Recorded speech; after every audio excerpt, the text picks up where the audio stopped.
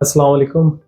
तो जैसे आप जानते हैं कि मैंने ये एक जर्नी स्टार्ट की है अपने खुद के लिए और कहीं न कहीं अपनी लाइफ को दोबारा से ट्रैक पे लाने के लिए।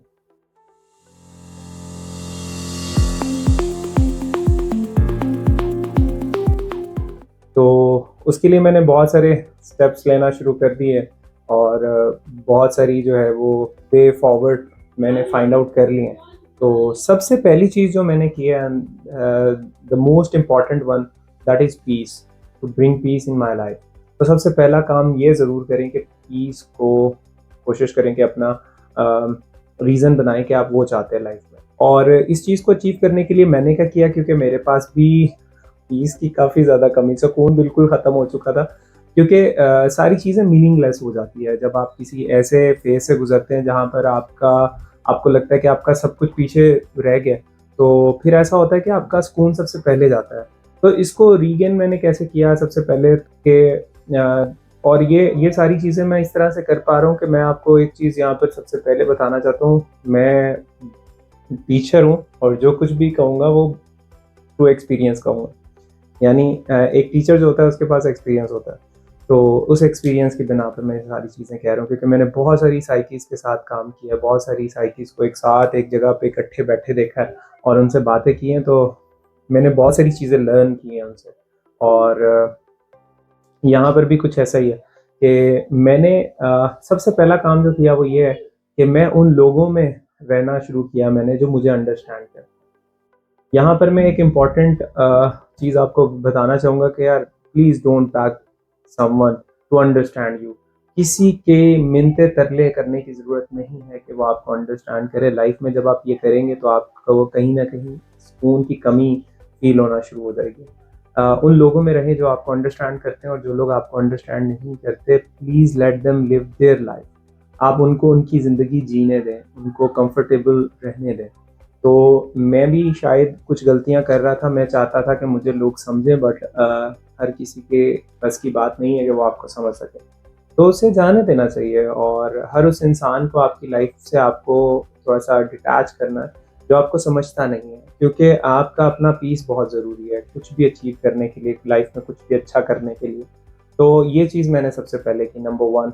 मैंने लाइफ में ये समझा कि भई कोई अगर आपको अंडरस्टैंड नहीं कर रहा, वो कभी भी नहीं करेगा, उस पे अपने अल्फ़ाज़ ज़ाया करने की ज़रूरत नहीं है। आप मूव ऑन करें, उन लोगों में रहें जो आपको अंडरस्टैंड करते हैं। This will gives you peace, at least आपको सुकून तो मिलेगा, and this is the most important thing in life. इसका वो स्टेप है जो आप लोगों ने भी अपनी लाइफ में लेना है। इफ यू फील लाइक कि आप यहाँ पर फँस रहे हैं, आपको कोई समझ नहीं पा रहा है, तो बस मत समझाओ यार अपनी बात, बस उसको जो समझना समझने दो। बाकी आज का जो व्लॉग था वो बहुत नॉर्मल सा रहा, लेकिन एक ऐसा इवेंट है जो बहुत अनएक्सपेक्टेड था भाई मेरे लिए।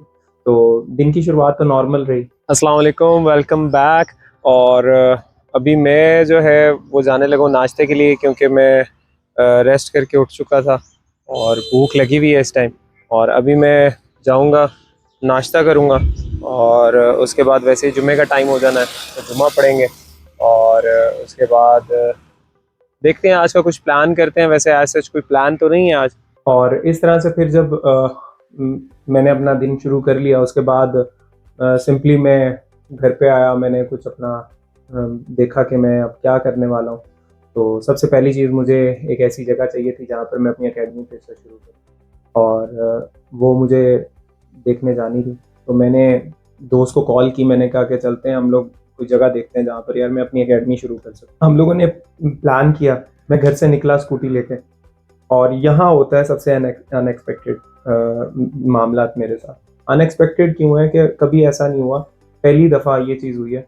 भाई मुझे समझ नहीं आ रहा ये बरकतें व्लॉग की हैं या क्या चक्कर है कि पहली दफ़ा या आफ्टर, या मुझे याद भी नहीं है, आफ्टर सो लॉन्ग भी नहीं कह सकते, मुझे याद भी नहीं है कभी ऐसा हुआ हो।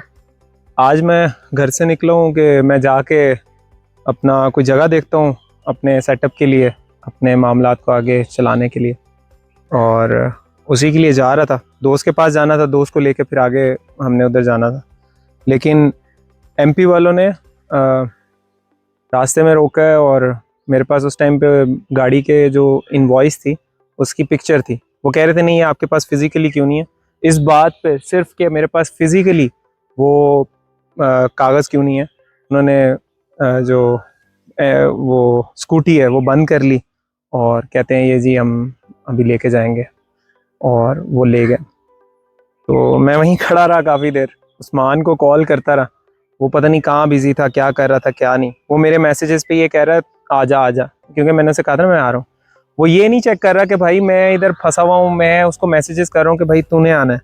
तो बाद में उसकी कॉल आई है और उसे पता चला कि भाई मैं वहाँ पे फंसा हुआ हूँ। तो अब वो वहाँ मेरे पास आया और फिर मुझे लेके अब यहाँ आ गया। अब हम लोग आगे जा रहे हैं, पहले अपना काम करेंगे और फिर देखेंगे स्कूटी कैसे वापस मिलनी है। खैर बारिश भी हो रही थी, हम लोग अब 2 लोग काफ़ी ज़्यादा परेशान भी थे, स्कूटी भी ले गए थे एमपी वाले। तो हमने बड़ी मुश्किल से, मैंने वालिद साहब को कॉल्स की और उनको कहा, दोस्त ने अपने अब्बा जी को कॉल्स का कहा, और फिर आखिरकार हमें स्कूटी मिल गई और फिर हम स्कूटी लेके वापस आ गए। और फिर हमने डिसाइड किया, मैंने अपने लिए ये डिसाइड किया कि जहाँ मैं अपने इतने सारी चीज़ों को ठीक करना चाह रहा हूँ, वहाँ मुझे फ़िज़िकली भी अपने आप को वापस से ठीक करना है, क्योंकि भूख बहुत ज़रूरी है और अपनी फ़िज़िकल हेल्थ बहुत ज़रूरी है। If you want to achieve anything in your life, तो आपको अपनी फ़िज़िकल फ़िटनेस पे भी उतना ही ध्यान देना है, बिकॉज़ मेंटली स्ट्रॉन्ग वही हो सकता है जो फ़िज़िकली भी थोड़ा स्ट्रॉन्ग हो। तो मैंने डिसाइड किया कि हम दोबारा से जिम स्टार्ट करेंगे, और दोस्त ने कहा कि हम बाद में शुरू करते हैं मंडे से, मतलब वो डिले करना चाह रहा था, बट फॉर मी अब मैं कोई चीज़ डिले नहीं करने वाला, ना ही मुझे करना सही लगेगा। मुझे अब जल्द से जल्द अपने लिए स्टेप्स लेते रहना है, ताकि मैं अपने जो गोल्स हैं उनकी तरफ बढ़ता रहूँ। क्योंकि क्या शायद यही लाइफ में आगे बढ़ने का तरीका। तो रात में बारिश भी थी, मतलब मौसम ठीक नहीं था, बट जैसा मैंने डिसाइड किया था कि हम जिम करेंगे, कल हम जिम करने चले गए। और जिम करने के बाद अभी हमारा प्लान है कि हम लोग स्नूकर खेलेंगे, और स्नूकर खेल के फिर हम लोग घर चले जाएंगे। तो आफ्टर अ लॉन्ग जिम करके काफ़ी अच्छा लगा, और उम्मीद है कि आज एक आके भूख लगेगी घर जाके। तो अभी हम चलते हैं, स्नूकर खेलते हैं, ताकि जल्दी से फ्री हो जाएं और फिर घर जाएं टाइम से। भाई हम लोग जिम से तो आ गए थे, और जैसे हमने बताया था कि हमने स्नूकर खेलने जाना है, लेकिन स्नूकर जो है वो तो बिज़ी थी, मतलब लग रहा था कि वहाँ पे बहुत रश है। तो हम लोग कोयटा होटल आ गए थे चाय पीने, और यहाँ पे अभी 2 भाई आए हैं और वो हमसे स्कूटी का पूछ रहे थे कि कितने की है और क्या हिसाब किताब है, क्योंकि जो हालात हैं, पेट्रोल जो है वो ऑलमोस्ट 450 से ऊपर चला गया। तो पेट्रोल वाली गाड़ी या बाइक चलाना तो इस टाइम बहुत मुश्किल हुआ है सबके लिए। तो वो डिटेल पूछ रहे थे कि भाई क्या सीन है। तो मैं यार, आजकल के हालात बहुत बुरे चल रहे हैं पेट्रोल के। तो बाकी अभी हम चाय पियेंगे कोयटा होटल से, और फिर उसके बाद वापस घर। इस वीडियो में भी बताना चाहूँ तो इलेक्ट्रिक व्हीकल्स जो हैं they are not that much reliable, but still हाँ, जो हालात हैं पेट्रोल प्राइसेस के, या इवन अगर 280 290 भी पेट्रोल प्राइस हो, तो आपको जो एक ईवी बाइक है और एक नॉर्मल बाइक है, दोनों में काफ़ी ज़्यादा डिफरेंस मिलता है। Obviously you have to see that के आप एक पूरे दिन का जो यूजेज है उसको अगर अभी के लिहाज से कैलकुलेट करो, तो यार बाइक के ऊपर वही चीज़ आपको कहीं 600-700 रुपये कॉस्ट कर जाएगा। मतलब ये मैं बहुत रफली एस्टिमेट बता रहा हूँ। तो वही चीज़ आप मतलब बिजली में कितना ही कॉस्ट करेगा, आई डोंट थिंक सो कि वो 250-300 कर लेगा, लेकिन still there is a huge difference. ये मैं फिर रफली बता रहा हूँ, मैं सिर्फ ये बताना चाह रहा हूँ कि अगर आप 2.5-3 साल एक ईवी बाइक चलाते हैं और एक पेट्रोल बाइक चलाते हैं, तो आपका बहुत ज़्यादा डिफरेंस आएगा प्राइस के हवाले से। तो यही चीज़ कल हमने वहाँ पे भी देखी, वो भाई लोग पूछ रहे थे कि भाई कितने की लिए कितने नहीं। तो इस तरह से फिर हम लोगों ने उनको बताया, उसके बाद चाय पी वापस आ गए, और दिस इज़ द वे जिस तरह से हमने कल का दिन गुजारा। बाकी अब यही है कि आप भी सीखते रहें, आगे बढ़ते रहें, और सबसे ज़रूरी है स्टेप्स ज़रूर लें अपनी लाइफ को बेहतर करने के लिए।